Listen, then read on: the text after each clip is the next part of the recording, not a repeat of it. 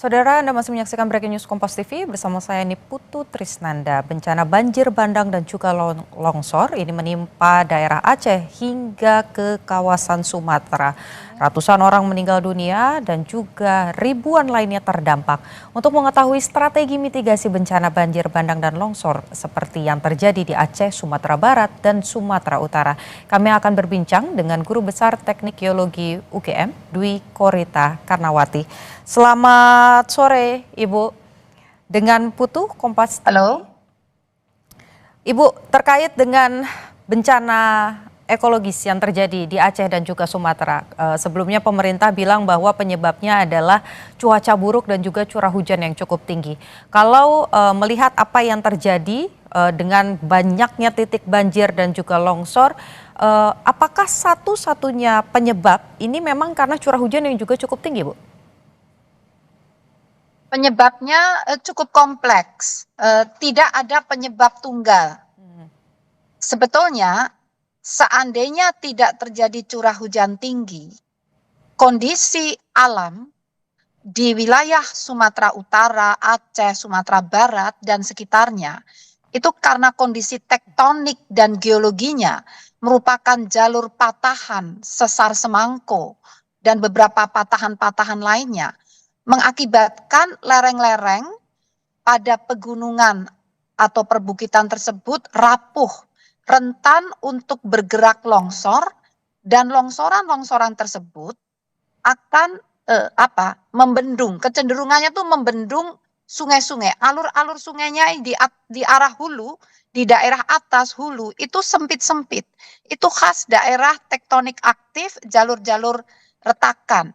Bendungan-bendungan tadi dari longsor itu akan menahan curah hujan. Apabila curah hujannya itu sangat tinggi, maka bendungan itu jebol sebagai banjir bandang. Namun kondisi alamiah ini diperparah dengan adanya gangguan lingkungan juga.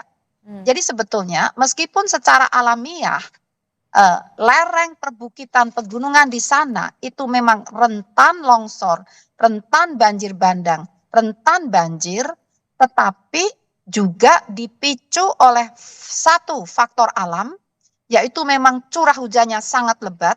Hujan yang harusnya turun 1 bulan, itu hanya turun 1 hari, ya, dan itu terjadi beberapa hari.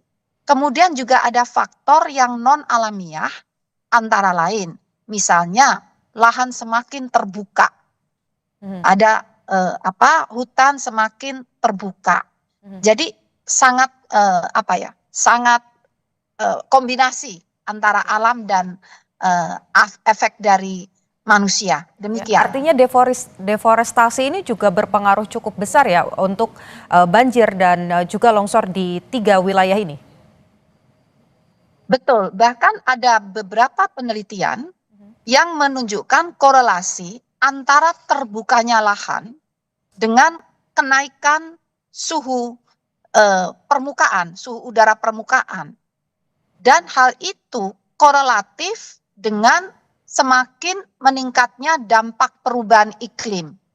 Jadi dampak perubahan iklim itu selain tadi suhu meningkat, ya, yang mengakibatkan perubahan iklim kan kenaikan suhu tadi. Dan itu juga dipicu oleh makin terbukanya lahan. Semakin terbuka, maka perubahan iklim akan semakin berdampak serius. Antara lain terindikasi dari curah hujan yang akan semakin meningkat, dan itu sudah terbukti ada peningkatan curah hujan 10 tahun terakhir, bahkan 30 tahun terakhir, peningkatan secara eksponensial. Data BMKG menunjukkan hal tersebut. Dan durasinya semakin panjang serta intensitasnya semakin menguat. Data BMKG menunjukkan hal itu, dan bahkan juga kejadian siklon tropis akan semakin sering, dan itu sudah terjadi, bahkan terjadi beberapa anomali. Seperti halnya yang terjadi kemarin itu menurut beberapa pakar cuaca atau atmosfer itu ada kelainan, ya, anomali, ya. Sebelumnya siklon Seroja juga hal yang sama. Demikian. Oke, Bu, kalau kita lihat wilayah yang kemudian terdampak selain ini memang meluas begitu ya, daerah yang terdampaknya ada di 3 provinsi dan ini juga cakupannya sangat luas, kemudian yang terdampak juga cukup banyak, bahkan juga sangat destruktif, di mana kita lihat banyak rumah-rumah yang akhirnya terbawa bukan hanya lumpur tapi juga ada gelondongan kayu. Kalau melihat yang terjadi ini, bukan hanya air yang turun, bukan hanya lumpur saja yang turun, tapi juga ada gelondongan kayu. Apakah ini menandakan adanya deep seated landslide atau longsor dalam yang jarang terjadi di masa lalu? Dari penelitian yang pernah kami lakukan, benar demikian. Hmm. Jadi gelondongan-gelondongan atau kita harus hati-hati ya, harus kita amati benar-benar. Kayunya itu rapih, terpotong dengan rapi, atau ada akar-akarnya. Nah, kalau ada akar-akarnya itu berarti akibat longsor. Jadi pohon-pohon itu pernah terjadi tahun 2003 di Taman Nasional Gunung Leuser.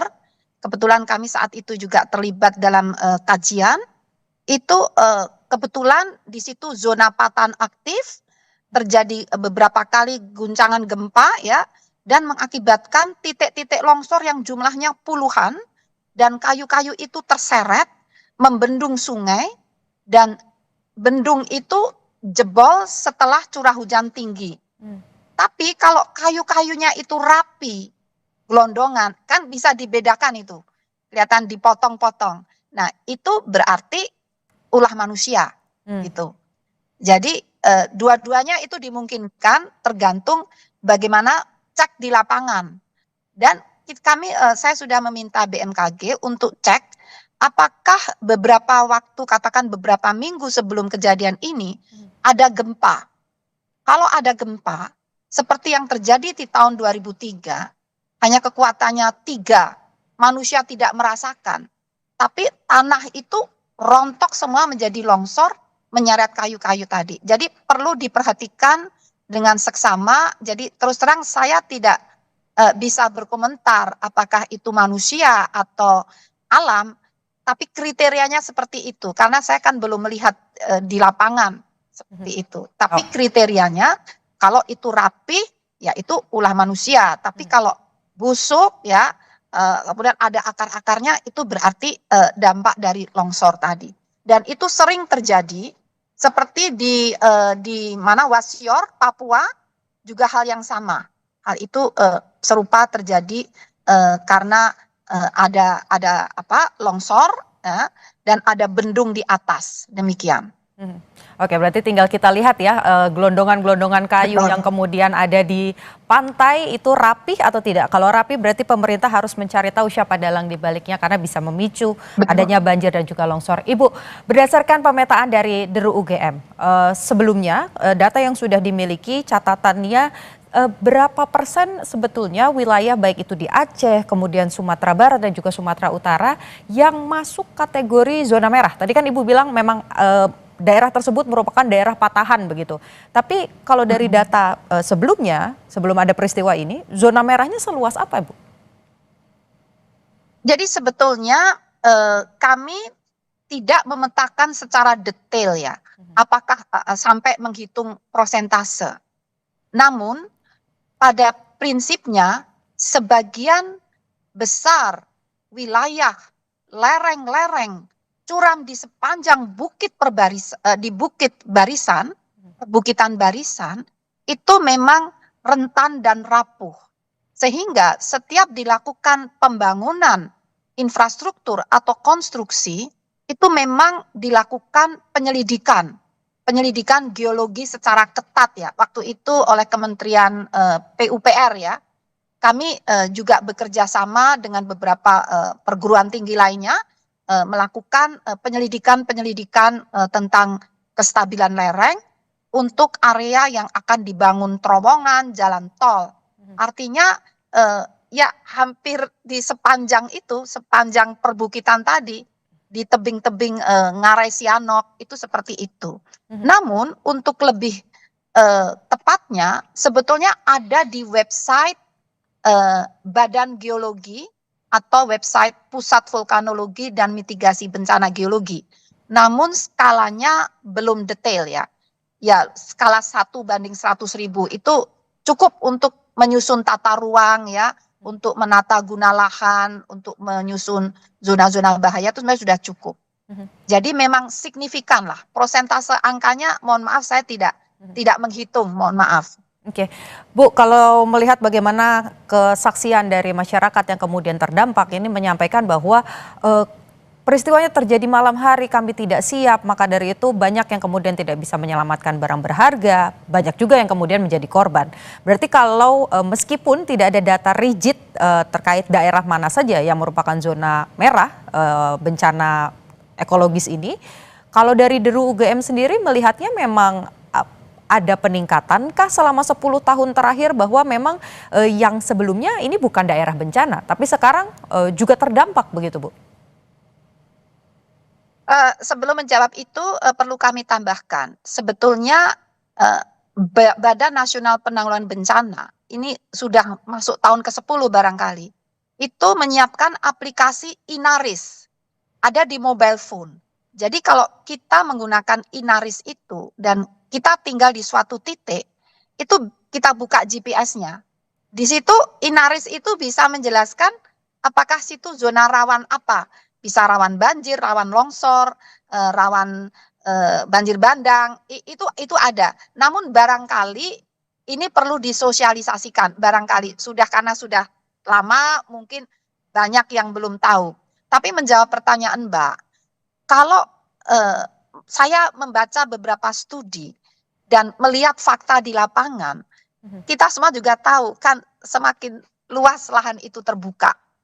Dan itulah yang sebetulnya yang pertama, dengan terbukanya lahan, berarti hijau daun, tutupan lahan berupa hijau daun, itu semakin hilang.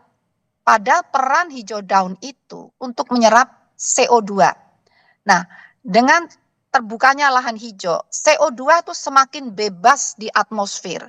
Dan itulah yang memacu terjadinya pemanasan global dan memacu siklus hidrologi, memacu pembentukan awan-awan hujan, sehingga memacu kejadian ekstrim. Jadi terbukanya lahan yang pertama ada korelasi dengan perubahan iklim dan kejadian-kejadian ekstrim. Beberapa kajian menyampaikan hal tersebut. Dan yang kedua, lahan terbuka berarti cengkeraman pohon terhadap tanah yang labil, yang rentan, itu juga semakin hilang. Sehingga akan semakin rapuh dan mudah bergerak. Demikian. Bu Dwi Korita, singkat saja untuk mengakhiri perbincangan kita sore hari ini. Jadi mitigasi apa yang atau hal apa yang harus dilakukan supaya bencana ekologis ini tidak terjadi lagi di 3 wilayah? Singkat saja, Bu. Kita jaga lingkungan, jangan merusak lingkungan. Pakai segala cara untuk menjaga lingkungan, tata ruang dibenahin, ditetapkan peraturan yang ketat untuk tata ruang demi menjaga lingkungan dan lingkungan akan menjaga kita. Terima kasih. Oke, baik, terima kasih pakar geologi, lingkungan dan juga kebencanaan dari UGM, Dwi Korita. Terima kasih Ibu sudah berbincang dengan Kompas TV. Saudara, sampai dengan saat ini proses pencarian para korban dan juga proses pembukaan wilayah-wilayah yang tertutup oleh longsor dan juga banjir bandang masih terus dilakukan, terutama untuk membuka akses bagi masyarakat yang mengungsi dan belum mendapatkan bantuan.